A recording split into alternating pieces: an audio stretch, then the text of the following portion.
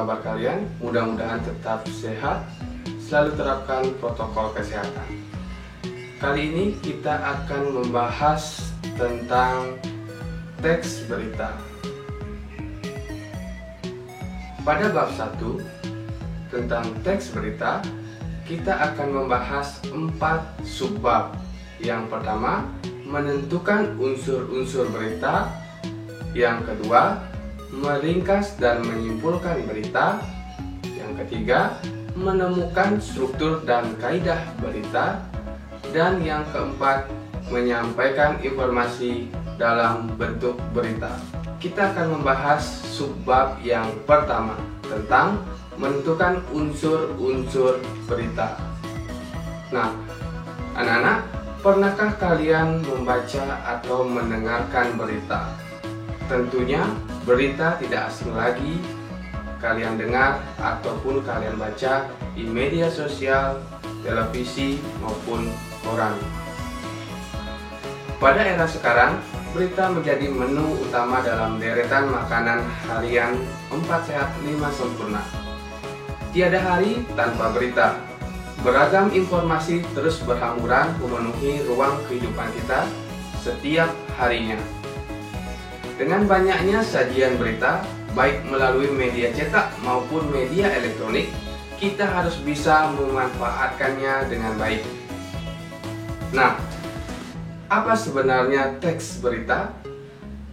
Teks berita adalah teks yang berisi rangkaian informasi tentang suatu hal atau peristiwa, baik yang disampaikan secara lisan maupun tertulis. Teks berita berisi informasi penting yang bermanfaat bagi pembaca. Informasi penting dalam berita dapat diperoleh dengan mudah oleh pembaca dengan mengidentifikasi unsur-unsur teks berita. Nah, bagaimana cara cepat menemukan informasi dalam berita? Caranya dengan menggunakan atau menerapkan unsur-unsur berita. Apa saja unsur-unsurnya? Kita sering mendengar dengan rumus 5W plus 1H. 5W yang dimaksudkan adalah what, where, when, who, dan why. Sedangkan 1H-nya adalah how. Itu merupakan istilah dari bahasa Inggris. Sedangkan istilah di bahasa Indonesia itu sering disebut dengan adik simba. A. Apa? Di mana? K. Kapan? Si. Siapa? M. Mengapa? Dan ba. Bagaimana? Untuk lebih jelasnya dari fungsi-fungsi unsur tersebut, kita akan bahas sebagai berikut. Unsur berita apa atau what itu fungsinya menjelaskan hal atau peristiwa yang diberitakan. Kemudian di mana atau where itu fungsinya untuk menjelaskan tempat atau lokasi terjadinya peristiwa. Kemudian unsur kapan atau when itu fungsinya untuk menjelaskan waktu terjadinya peristiwa. Kemudian unsur siapa atau who itu menjelaskan pelaku atau orang yang terlibat dalam peristiwa. Kemudian unsur mengapa atau why itu fungsinya untuk menjelaskan sebab atau alasan terjadinya peristiwa. Kemudian yang terakhir, bagaimana atau how itu menjelaskan proses, cara, perbuatan, tanggapan atau penilaian berkaitan dengan terjadinya peristiwa yang diberitakan. Ciri-ciri teks berita: yang pertama, faktual; yang kedua, aktual; yang ketiga, unik dan menarik; yang keempat, terdapat waktu dan tempat kronologis; yang kelima, objektif; yang keenam, bahasa baku, sederhana dan komunikatif; dan yang ketujuh, berpengaruh bagi masyarakat luas. Untuk lebih jelasnya tentang teks berita, kita akan membedakan teks berita dengan teks non-berita. Teks berita bersifat faktual dan aktual, sedangkan teks non-berita hanya faktual. Kemudian perbedaan yang lainnya, teks berita dibuat oleh wartawan, sedangkan teks non-berita dibuat oleh ahli dalam bidangnya masing-masing. Teks berita disusun piramida terbalik, sedangkan teks non-berita biasanya disusun berdasarkan ide pokoknya. Ada yang induktif, ada yang deduktif, maupun campuran deduktif, induktif, maupun induktif, deduktif. Bahasa dalam berita itu bersifat komunikatif, sedangkan teks non-berita, bahasa yang digunakan disesuaikan dengan jenis teks. Teks berita tidak mencantumkan opini pribadi, sedangkan teks non-berita biasanya terdapat opini dari narasumber atau penulis. Menurut Romli dalam bukunya tahun 2014, terdapat 5 jenis berita. Yang pertama, berita langsung atau straight news. Yang kedua, ada berita mendalam atau deep news. Yang ketiga, berita penyelidikan atau investigation news. Yang keempat, berita interpretasi atau interpretative news. Yang kelima, ada berita opini atau opinion news. Kita akan bahas satu persatu dari jenis berita tersebut. Berita langsung atau straight news merupakan jenis berita yang waktu terjadinya suatu peristiwa dengan proses penggalian data dan pelaporan terbilang berdekatan, sehingga media yang menyajikan berita langsung akan diberi label selalu menyajikan berita yang up to date. Kemudian berita mendalam atau deep news merupakan jenis berita yang di dalamnya memaparkan suatu kejadian atau peristiwa yang terbilang berat.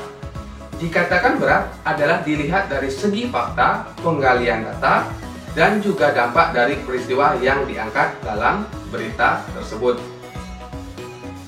Berita penyelidikan atau investigation news merupakan berita yang disusun dari sebuah peristiwa, kemudian ditelusuri secara lebih mendalam sehingga didapatkan data-data yang mendalam lebih lengkap. Semua data ini akan memperkuat fakta atau bahkan membantu memecahkan suatu kasus yang diangkat di dalam berita. Kebanyakan berita yang dikembangkan dengan teknik ini adalah berita yang mengenai tindak kejahatan, sehingga penulis atau reporter bisa mengikuti perkembangan investigasinya oleh pihak berwajib. Selanjutnya, berita interpretasi merupakan jenis berita langsung yang kemudian diberi tambahan komentar maupun penilaian dari pihak reporter yang meliput berita tersebut. Selain dari reporter, kadangkala jenis berita ini juga memaparkan penilaian atau opini dari seorang narasumber. Beberapa orang menyebut berita jenis ini dengan istilah berita gabungan sebab berisi fakta sekaligus opini. Kemudian berita opini. Selain berisi pemaparan suatu peristiwa, berita tersebut juga ditambahkan opini penulis atau sudut pandang dari pihak penulis secara pribadi. Selain itu, opini yang dicantumkan di dalam berita biasanya juga berasal dari narasumber atau ahli yang diwawancarai, sehingga dalam berita tersebut memaparkan opini narasumber yang dilihat dari sudut pandangnya. Masyarakat yang membaca teks tersebut kemudian bisa berpikir lebih netral. Pertanyaan refleksi untuk memperdalam pemahaman kalian tentang materi yang telah dijelaskan. Silahkan baca atau dengarkan sekurang-kurangnya 5 berita dari media cetak atau elektronik untuk berlatih mengidentifikasi unsur-unsur yang ada pada berita. Selanjutnya, kita akan membahas tentang bagaimana cara meringkas dan menyimpulkan berita. Meringkas berfungsi untuk mempermudah pemahaman, karena dalam meringkas akan berisi tentang hal-hal yang penting saja. Nah, manfaat dari meringkas yang lainnya juga bermanfaat untuk menghemat waktu. Kemudian simpulan. Simpulan memuat unsur-unsur berita dengan lebih ringkas. Langkah-langkah menyimpulkan berita sebagai berikut. Yang pertama, mendengarkan atau membaca teks berita. Yang kedua, mencatat unsur-unsur berita 5W+1H atau adik simba. Yang ketiga, membuat simpulan berdasarkan unsur-unsur berita. Kemudian tanggapan. Tanggapan isi berita dapat berupa kritik, saran, sanggahan, dukungan, atau komentar. Aspek yang dapat ditanggapi sebagai berikut. Yang pertama, isi atau unsur berita. Yang kedua, bahasa atau kalimat dan pilihan kata dalam berita. Beberapa hal yang harus diperhatikan dalam meringkas teks berita. Yang pertama, mendengarkan atau membaca berita. Yang kedua, mencatat pokok-pokok berita dengan menggunakan 5W1H atau adik simba. Yang ketiga, menyampaikan kembali secara lengkap dan ringkas. Kemudian menyimpulkan teks berita berarti menjelaskan secara keseluruhan isi teks berita dengan mengaitkan berbagai informasi penting yang menjadi pokok berita. Hal penting yang harus kalian perhatikan dalam menyimpulkan teks berita adalah menuliskan kata kunci yang merujuk pada suatu pokok berita dalam teks. Selain itu, kalian dapat menentukan gagasan pokok pada setiap paragraf teks berita. Dengan demikian, kesimpulan tentang isi berita harus memanfaatkan ringkasan sebelumnya. Pokok-pokok informasi tersebut berpatokan pada rumus adik simba atau 5W+1H. Tanggapan adalah sambutan terhadap hal, peristiwa, masalah, ucapan, pendapat, atau gagasan yang berupa kritik, komentar, atau yang lainnya. Hal yang harus diperhatikan ketika mengemukakan tanggapan. Yang pertama, tanggapan berhubungan dengan masalah yang sedang dibicarakan. Yang kedua, tanggapan dapat mempercepat pemahaman masalah. Yang ketiga, tanggapan disampaikan dengan kata atau kalimat yang tepat. Yang keempat, tanggapan disampaikan dengan sikap terbuka dan sopan. Perhatikan teks berikut. Yang A, saya kira informasi yang disampaikan berita itu cukup akurat karena isinya tidak jauh berbeda dengan informasi-informasi yang disampaikan sumber berita lain. Yang B, informasi yang disampaikan berita tadi malam masih diragukan kebenarannya. Setelah saya cross-check dengan berita dari sumber lain, ada yang berbeda, terutama penyampaian informasi jumlah korban. Jumlah korban tidak sebanyak yang diinformasikan dalam berita itu. Yang C, bahasa yang disampaikan berita itu cukup jelas. Sebagai pendengar, mudah untuk memahami informasi yang disampaikan penyampai berita. Nah, ketiga, teks tersebut merupakan teks tentang tanggapan. Tanggapan yang disampaikan bisa berupa pernyataan setuju, tidak setuju, suka, tidak suka, atau tambahan pendapat.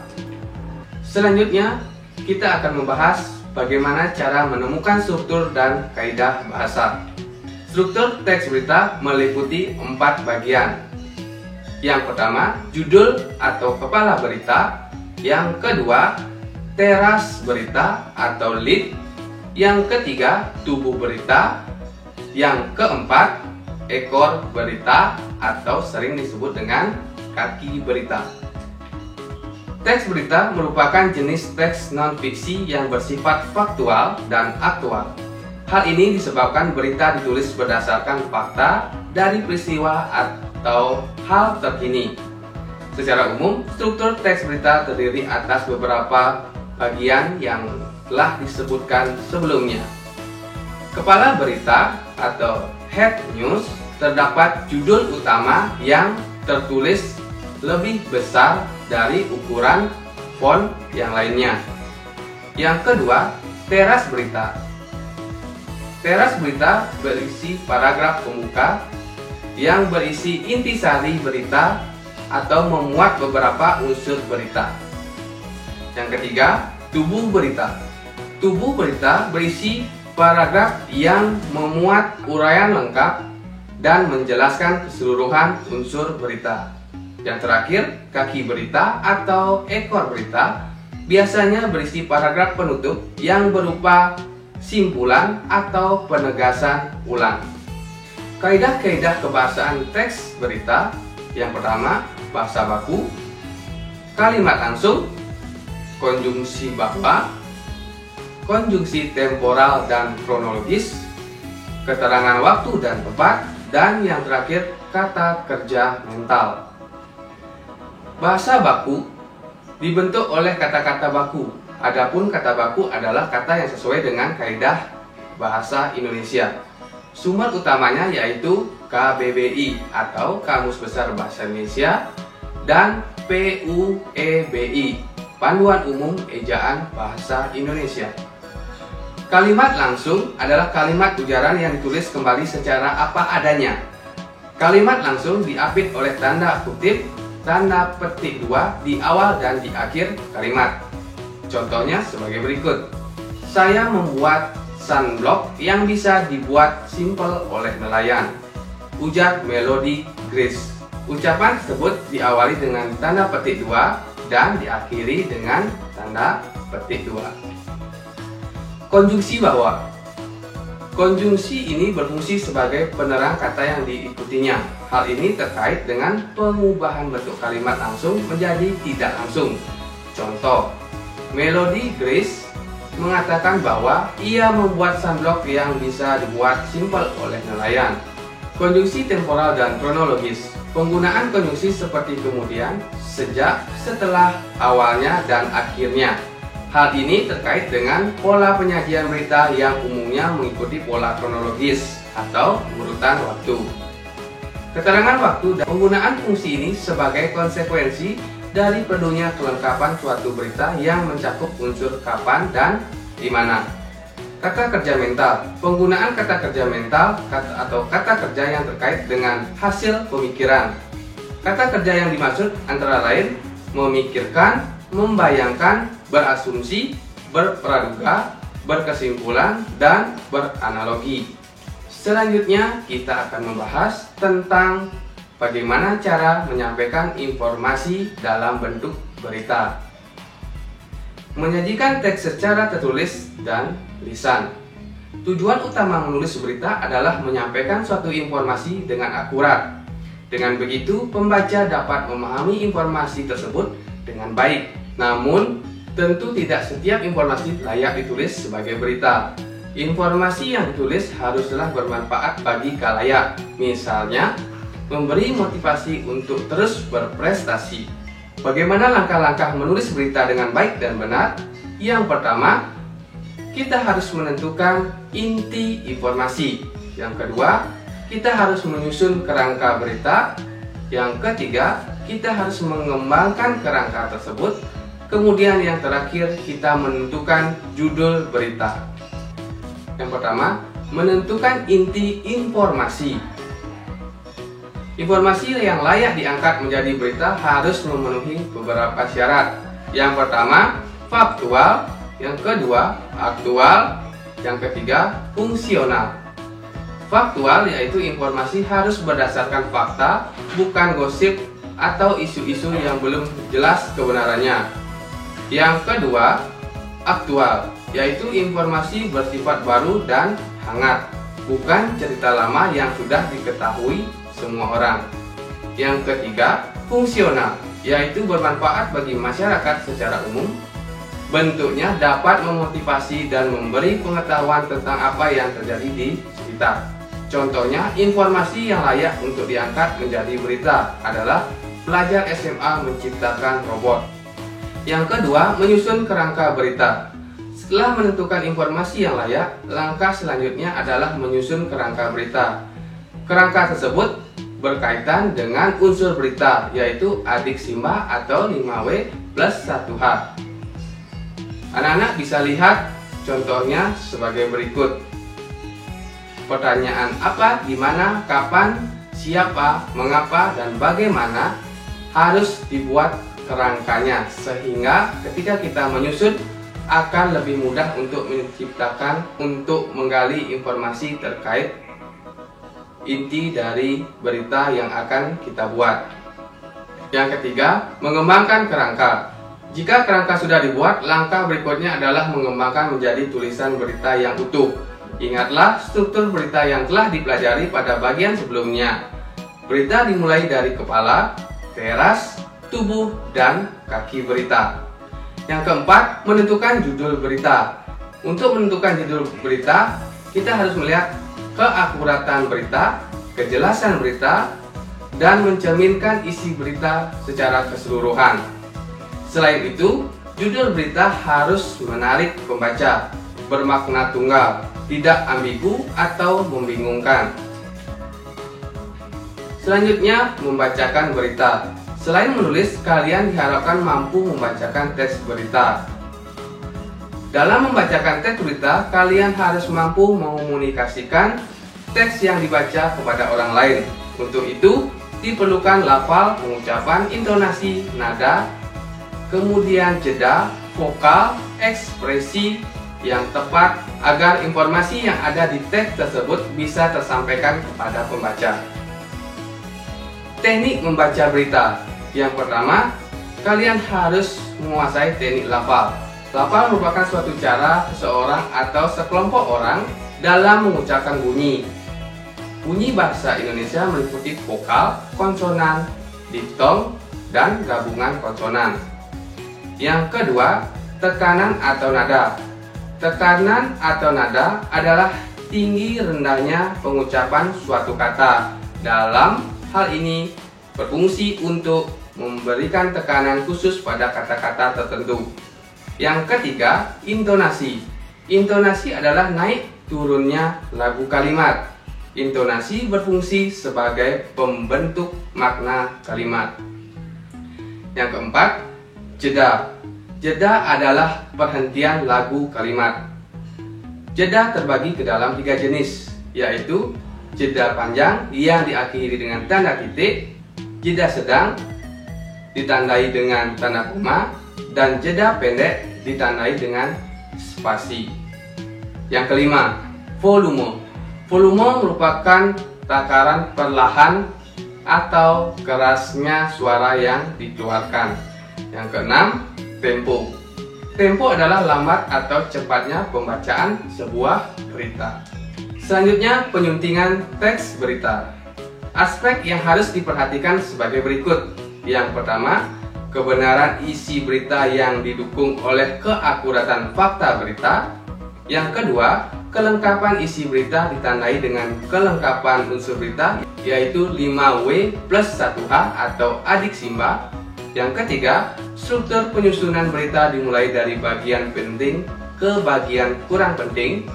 Dan yang terakhir, penggunaan kalimat efektif, kata baku, dan ketepatan ejaan, serta tanda baca. Nah, sekian informasi yang Bapak dapat sampaikan. Semoga informasi tersebut bisa bermanfaat untuk kalian. Share video ini, bagikan video ini ke teman-teman kalian agar bisa lebih bermanfaat. Kemudian klik subscribe dan nyalakan lonceng untuk mendapatkan informasi-informasi terbaru terkait materi pembelajaran bahasa Indonesia.